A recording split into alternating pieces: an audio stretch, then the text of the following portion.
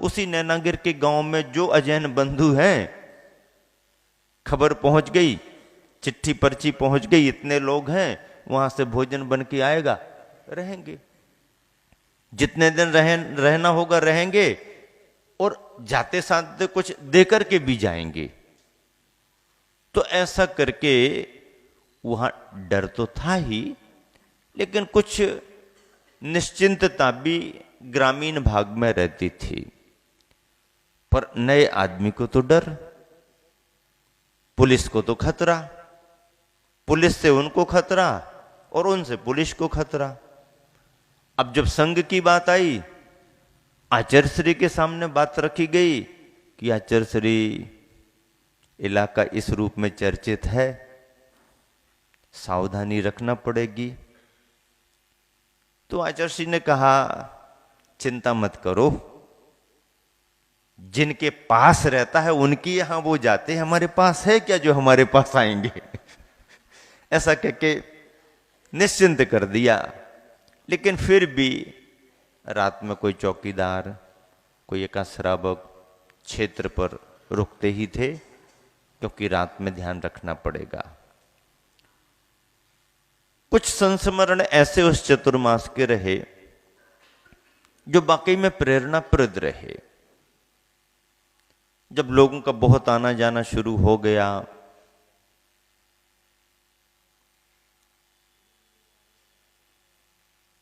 आचार्य श्री का नाम उस इलाके में चलने लगा, जैनियों के गुरु आए हैं, जैन बाबा जी आए हैं, तो इन डाकुओं के मन में भी कुछ ऐसी जिज्ञासा आई कि ऐसे कैसे गुरु होंगे, कौन से साधु आए हैं जो मंदिरों में ही रहते हैं, उन्हें किसी से कुछ लेना देना नहीं, पर उनके दर्शन करने को इतने सारे लोग आ रहे जा रहे, तो उनके मन में भी गुरुवर के निकट से देखने का भाव हुआ।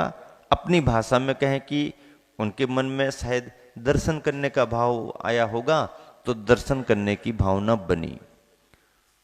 उन्होंने सूत्रों के माध्यम से समाचार भेजा कार्यालय में, ऑफिस में, कि हम लोग बाबा जी के दर्शन करना चाहते हैं, हम लोगों को बाबा जी से मिलना है, समय क्या मिल सकता है।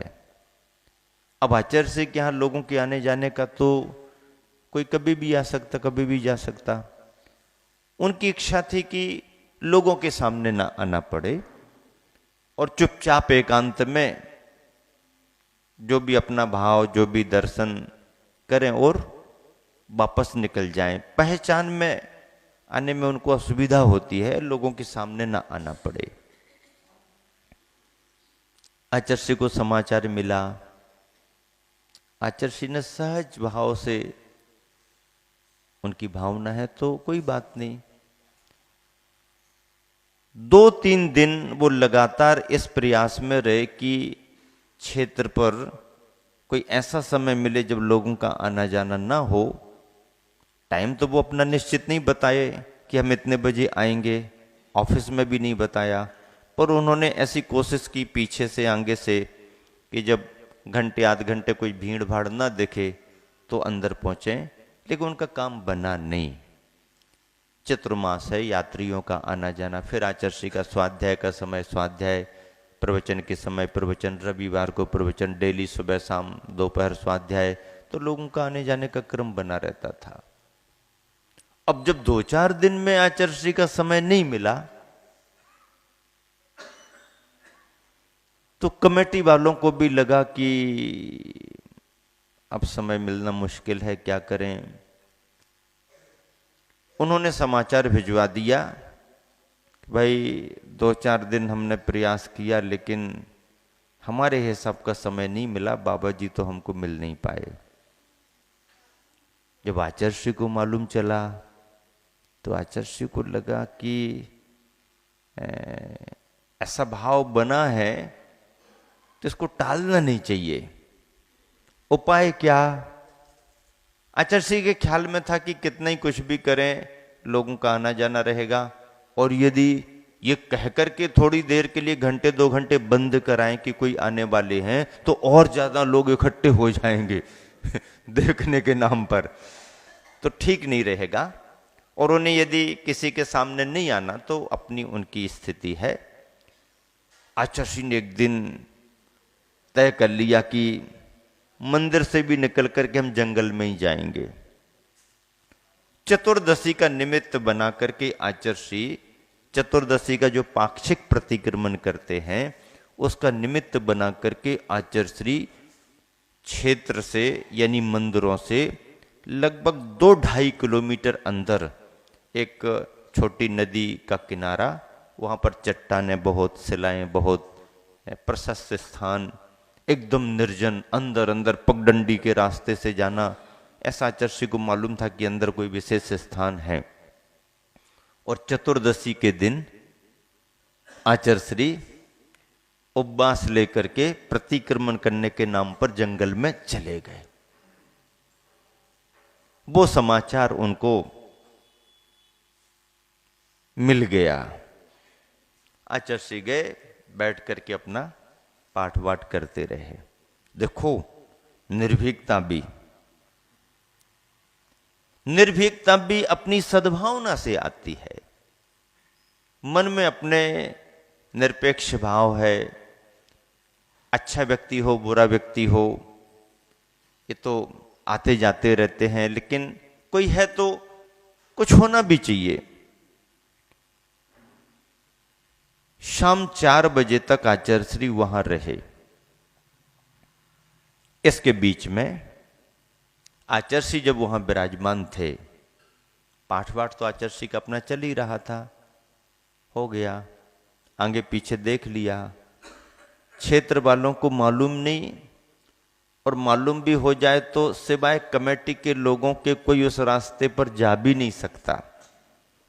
आचार्य जंगल आते जाते समय वो सब स्थान देख चुके थे।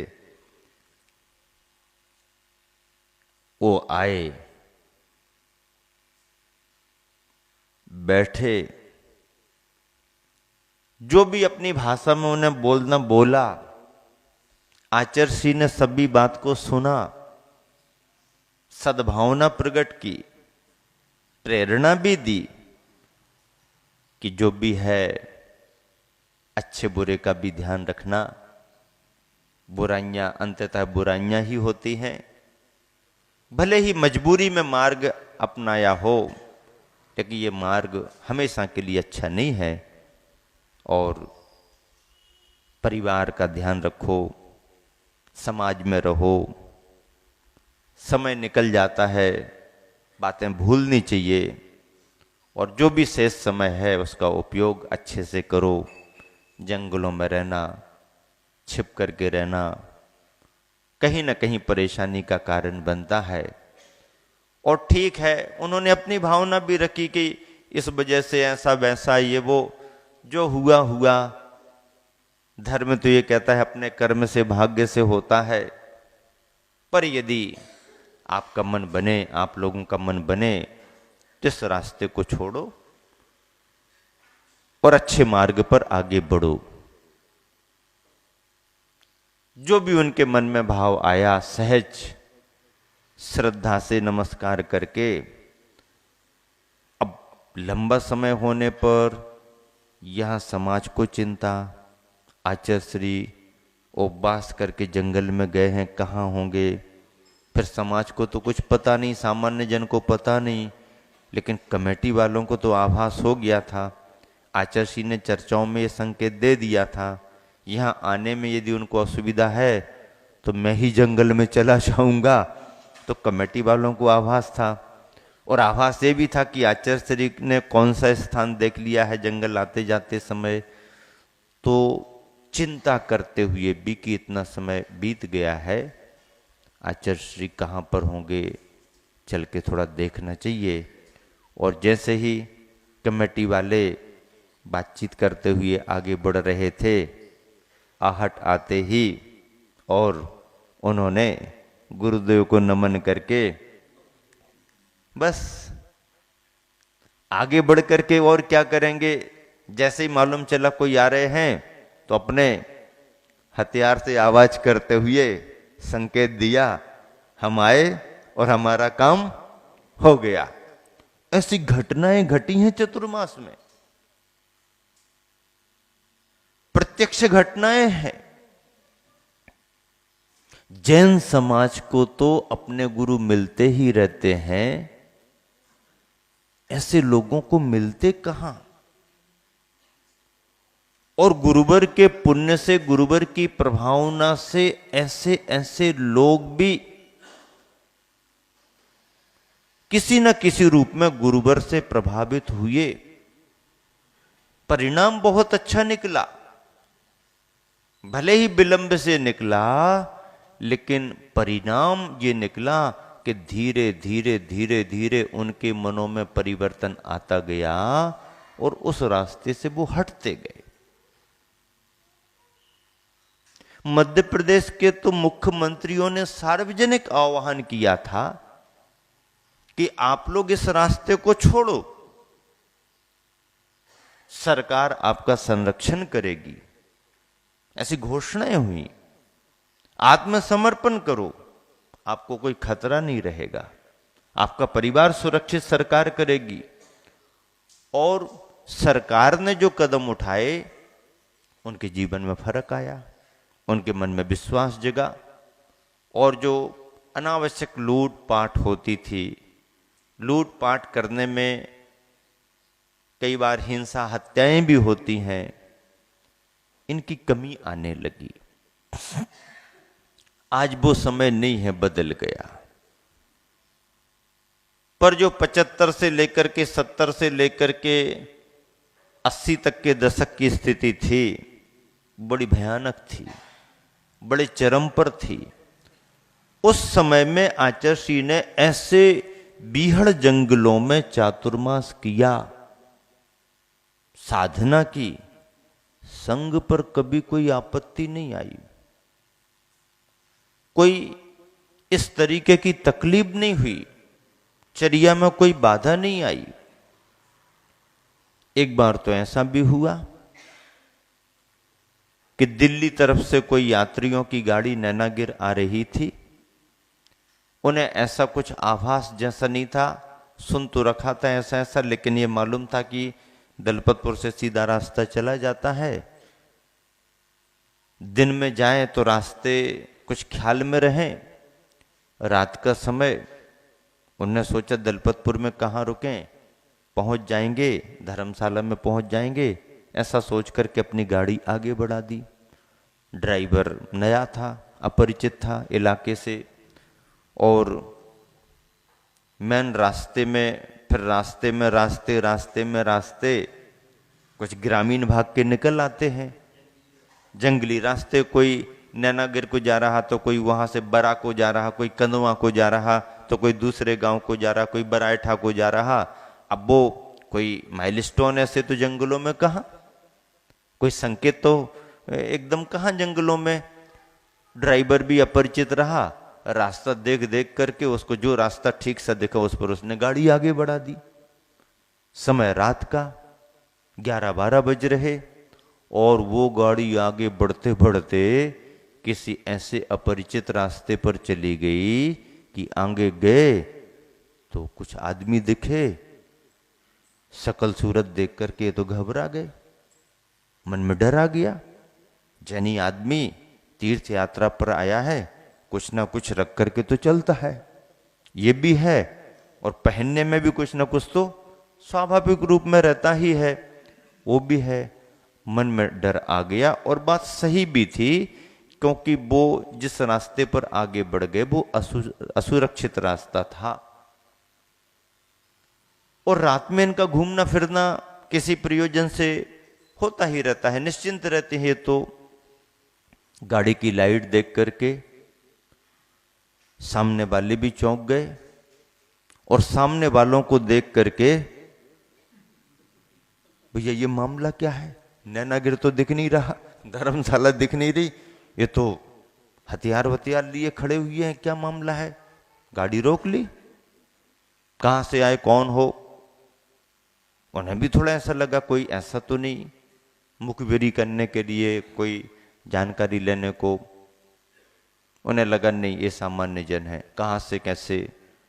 बोले भैया हम लोग तो अपरिचित हैं, इलाका नया है, हम लोग तो दिल्ली तरफ से आए हैं और नैनागिर जाना है, नैनागिर जैनों का क्षेत्र है, वहाँ हमारे गुरुजी आचार्य महाराज विराजमान है, हम उनके दर्शन करने को आए हैं। इन्होंने सब बात सही सही बता दी।